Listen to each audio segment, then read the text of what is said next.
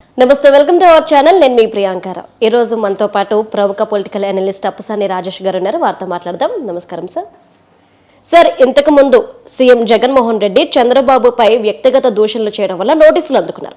అయినప్పటికీ కూడా ఆయనలో ఎలాంటి మార్పు లేకుండా ఈ రోజు నిన్న పవన్ కళ్యాణ్ మీద చేసిన వ్యాఖ్యలు ఏవైతే ఉన్నాయో అసలు వాటిని ఏ విధంగా చూడాలంటే, ఒక సీఎం స్థాయిలో ఉన్న వ్యక్తి మరొక నాయకుడిపై ఇలాంటి పదజాలం వాడడం ఎంతవరకు కరెక్ట్ అంటారు?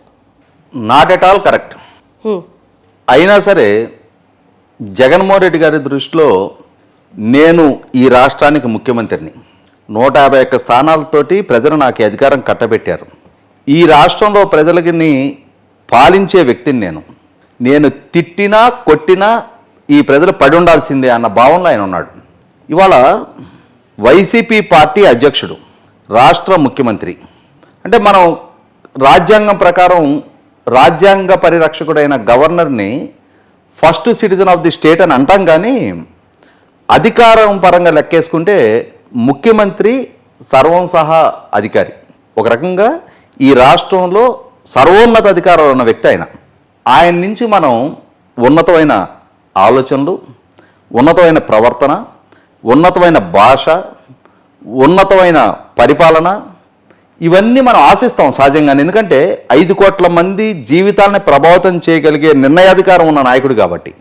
కానీ ప్రతి సందర్భంలో ఇదేంటి, ఈయన రాష్ట్రానికి ముఖ్యమంత్రి కదా, ఈయన ఇట్లా మాట్లాడుతున్నాడు, ఇట్లా మాట్లాడకూడదు కదా అని చెప్పని మనం అనుకుని పోనీలే ఈసారే నేను కొంచెం మెరుగు మాట్లాడతాడేమో చూద్దాం అని చెప్పని మనమే సర్ది చెప్పుకున్నాం. ఎందుకంటే మన కర్మో గ్రాపాటో తెలియదు. మన రాష్ట్రంలో, మన దేశంలో, మన ప్రజాస్వామ్య వ్యవస్థలో రీకాల్ సిస్టమ్ లేదు.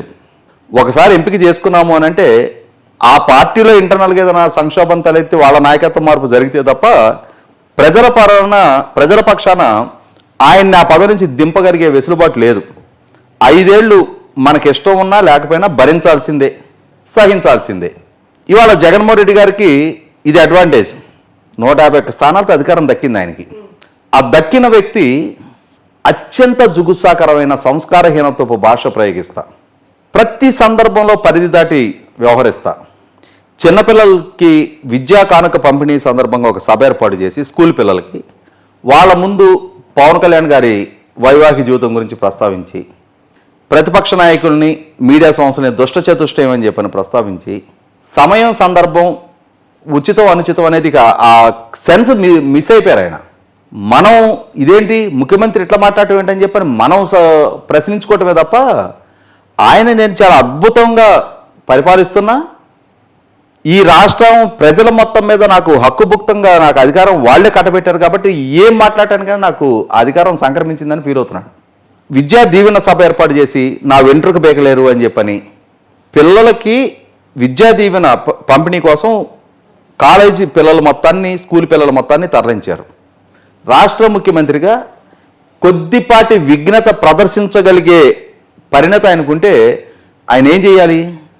ఆ పిల్లలకి మీరు అద్భుతమైన కెరీర్ నిర్మాణం చేసుకోండి, మీ తల్లిదండ్రులు రెక్కల ముక్కలు చేసుకొని మిమ్మల్ని చదివిస్తున్నారు, మీరు ఏకాగ్రతతో చదువుకోండి, మీరు చదువుకునే టైంలో మీరు డిస్ట్రాక్షన్స్ పెట్టుకోవద్దు, మీరు ఆటలు, సినిమాలు ఇటువంటి ఎంటర్టైన్మెంట్కి టైం కేటాయించినా కూడా కెరీర్కి ప్రయారిటీ ఇవ్వండి, క్రమశిక్షణతో చదువుకోండి, మీరు తల్లిదండ్రుల ఆకాంక్షలకి తగిన విధంగా మీరు వ్యవహరించండి, భావి భారత పౌరులుగా ఈ దేశ నిర్మాణంలో మీ పాత్ర చాలా కీలకంగా ఉంటుంది, ప్రభుత్వ పరంగా మేము మీకేం సహాయ సహకారాలు అందించాలో అందిస్తాం, ఇటువంటి మంచి మాటలు చెప్పాలి. ఎందుకంటే 100కి 100 వాళ్ళు భవిష్యత్తు ఈ దేశంలో ఏ పుట్టలేపో ఉంటుందో చెప్పలేము. రేపు వాళ్ళలో ముఖ్యమంత్రులు కావచ్చు, అబ్దుల్ కలాం గారు లాంటి సైంటిస్టులు కావచ్చు, అద్భుతమైన క్రీడాకారులు కావచ్చు, ఆస్ట్రోనాట్స్ ఉండొచ్చు, సినిమా స్టార్లు అవ్వచ్చు, ఆ తరం నుంచే ఎదిగొస్తారు ఎవరైనా కూడా. అటువంటి వాళ్ళ దగ్గరికి వెళ్ళి నేను బొచ్చు బిక్కోండి ఇవే అంటే సంస్కారహీనత్వాన్ని ప్రదర్శిస్తున్న ముఖ్యమంత్రిని చూసి వాళ్ళు ఏం నేర్చుకోవాలి? ఓహో, ముఖ్యమంత్రులు అంటే ఇట్లా ఉంటారా? ఒక రాష్ట్ర ముఖ్యమంత్రి ఈ స్థాయిలో ప్రసంగిస్తున్నప్పుడు రాష్ట్ర ముఖ్యమంత్రి మీదే ఒక చులకన అభిప్రాయం ఆ తరానికి ఏర్పడితే ఇంకా వాళ్ళ క్లాస్ టీచరు, వాళ్ళ తల్లిదండ్రులు, ఆ కాలనీలో ఉండే పెద్దలు, లేదు ఆ స్కూల్ హెడ్ మాస్టర్ గారు, ఎవరికైనా ఇంక వాళ్ళు ఎందుకు మర్యాద ఇస్తారు? 100కి 100 జగన్మోహన్ రెడ్డి గారు ఒక రోల్ మోడల్గా ఉండాల్సిన వ్యక్తి ఎలా ఉండకూడదు అని చెప్పని వాళ్ళు ఆయన వెంక చూపించే పరిస్థితులు ఆయన సృష్టించుకుంటున్నాడు.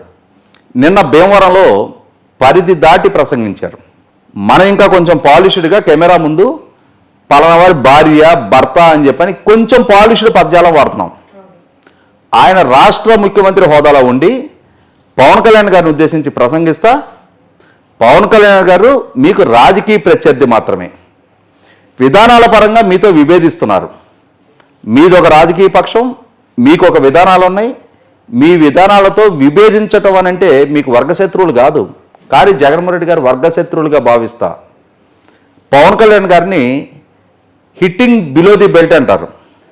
అంటే మనకి బాక్సింగ్లో అయినా కిక్ బాక్సింగ్లో అయినా కరాటేలో అయినా వీటిల్లో కొన్ని ప్రాంతాల్లో కొట్టకూడదనే నియమాలు ఉన్నాయి. జగన్మోహన్ రెడ్డి గారు గెలుపుకి సునాయాస మార్గంగా ఈ మార్గాలు ఎంచుకుంటున్నాడు. హిట్టింగ్ బిలో ది బెల్ట్ అంటే ఎదురుపడి కొట్లాడే ధైర్యం లేనాడు. ఇద్దరు పిల్లలు కొట్లాడుకుంటున్నారు, ఇద్దరు ఒకరికొకరు గుద్దుకుంటా ఉన్నారు. ఒకడు నేను ఓడిపోతున్నాను అనిపించినప్పుడు గట్టిగా కొరకటం, ఎందుకు గెలవలేనాడు చేసే పని అది. ఓడిపోతామని భావన కలిగినప్పుడు ఈడు నన్ను కొట్టేస్తున్నాడు, ఈడు ముందు నేను ఓడిపోతున్నా అన్నప్పుడు అప్పుడు ఈ కొరుకుడు గిచ్చుడు ఇట్లాంటివి బిగిన్ చేస్తారు. ఇప్పుడు జగన్మోహన్ రెడ్డి గారు ఈ దిగజారుడు భాష చూసిన తర్వాత ఆయనలో అభద్రతా భావం బిగినైంది. కాబట్టి విధానాల పరంగా ప్రశ్నకి సమాధానం చెప్పలేక, విమర్శకి ప్రతి విమర్శ చేయలేక, ప్రతిపక్షాల నుంచి వస్తున్న ప్రశ్నలకి జవాబు ఇవ్వలేక ఈ విధమైన వ్యక్తిత్వానికి పాల్పడుతున్నారు. ఇది ప్రజలు రిలీజ్ అవుతున్నారు. జగన్మోహన్ రెడ్డి గారి బేలతనం ప్రజల ముందు ఆయన ఎక్స్పోజ్ చేసుకుంటున్నాడు. ఎంత జుగుసాకరంగా మాట్లాడారు నిన్న. 4 ఏళ్లకు ఒకసారి పెళ్ళాలని మార్చుతూ నియోజకవర్గాలను మారుస్తున్నారు అని చెప్పని. ఇవాళ ఒక విషయం మాట్లాడుకుందాం. ఇప్పుడు పవన్ కళ్యాణ్ గారు 1కి 10 సార్లు చెప్పారు, మంచో చెడో నా జీవితంలో అట్లా తటస్థించింది, నేను అధికారికంగా లీగల్గా డైవర్స్ ఇచ్చి నేను వేరే వారిని వివాహం చేసుకున్నా, నేను అది కోరుకొని జరిగింది కాదు, బై యాక్సిడెంటల్లో నా జీవితం అట్లా తటస్థించింది అని ఎక్కడ దాచుకోలేదు దాన్ని. దానివల్ల ఎవరికి అంటే అయితే ఆయన వ్యక్తిగతంగా ఆయన జీవితం ఎఫెక్ట్ అవుద్ది, లేదు అని అంటే ఆయనతో జీవితం షేర్ చేసుకున్న వారి భాగస్వాములకు ఎఫెక్ట్ కావాలి. వారు ఎవరైనా మీడియా ముందుకు వచ్చి పవన్ కళ్యాణ్ గారిని మేము ఆ రోజు చేసుకొని డైవర్స్ తీసుకోవటం వల్ల మా జీవితాల్లో ఈ నష్టం జరిగిందని జగన్మోహన్ రెడ్డి గారికి ఏమైనా కంప్లైంట్ చేశారా? ఈయనకేంటి నొప్పి? ఇప్పుడు ఒక రాజకీయ పార్టీ నాయకుడిగా పవన్ కళ్యాణ్ గారు విధానాల పరంగా ప్రభుత్వాన్ని ప్రశ్నిస్తున్నారు. సమాధానం చెప్పి తీరాల్సిన స్థాయిలో మీరున్నారు. మీరు ఈ రాష్ట్రానికి ముఖ్యమంత్రి, 5 కోట్ల మంది ప్రజలకి పాలకుడు. మీ విధానాల్లో లోపాలుంటే, మీ ప్రభుత్వంలో పొరపాట్లు జరుగుతూ ఉంటే, తప్పొప్పులుంటే, అవినీతి జరుగుతుంటే, మీ నాయకులు ఏదైనా అరాచకాలకు పాల్పడుతుంటే ప్రతిపక్షాలు ఎత్తి చూపుతాయి, ప్రశ్నిస్తాయి, సమాధానం చెప్పి తీరాలి. మీరు ప్రతిపక్ష నాయకుడిగా ఉన్న రోజు ఆనాటి ప్రభుత్వం మీద రోజు విమర్శలు ఎక్కుపెట్టలేదా? ఆ రోజు ఆ ప్రభుత్వం కూడా మిమ్మల్ని ఈ విధంగానే వ్యక్తిగతంగా జుగుత్సాకరమైన భాషతో మిమ్మల్ని సంబోధించిందా? పట్టాభి ప్రెస్ మీట్లో ఒక పదం వాడాడు అని చెప్పని మీకు మీ శ్రేణులకు బీపీ వచ్చింది అని చెప్పని మీరే తెలుగుదేశం పార్టీ కేంద్ర కార్యాలయం మీద దాడి చేస్తే, అంటే ఈరోజు మీరు ఈ పదజాలం వాడుతుంటే మీ మీద బీపీ రాదా? చాలా బీపీ వస్తుంది ప్రజలకి. మీ చేతిలో ఉన్న అధికారం, మీ చేతిలో ఉన్న వ్యవస్థలు వాళ్ళని కొంతకాలం పాటు కట్టడి చేస్తాను. ఇంకెన్నాళ్ళు కట్టడి చేస్తారు? ఇంకొక 26 రోజుల పాటు. మే 13 ఆ ఫ్రస్ట్రేషన్, అణుచుకో ఉన్న ఆవేశం, పేదవాడి కోపం పెదవికి చేటు. ప్రస్తుతం వాళ్ళు పెదవులే కొడుకుంటూ ఉంటారు, వాళ్ళని వాళ్ళు హింసించుకుంటూ ఉంటారు, వాళ్ళ భావోద్వేగాలు వాళ్ళు నియంత్రించుకుంటూ ఉంటారు. మే 13 తారీఖు రోజు ఆ ఈవీఎం దాంట్లో ఏ గుర్తు మీద నొక్కాలి అనేది వాళ్ళు ప్రజలకు నిశ్చితాభిప్రాయానికి వచ్చేసి ఉంటారు. అంటే మీ అభద్రతా భావం చాలా స్పష్టంగానే ఉంది.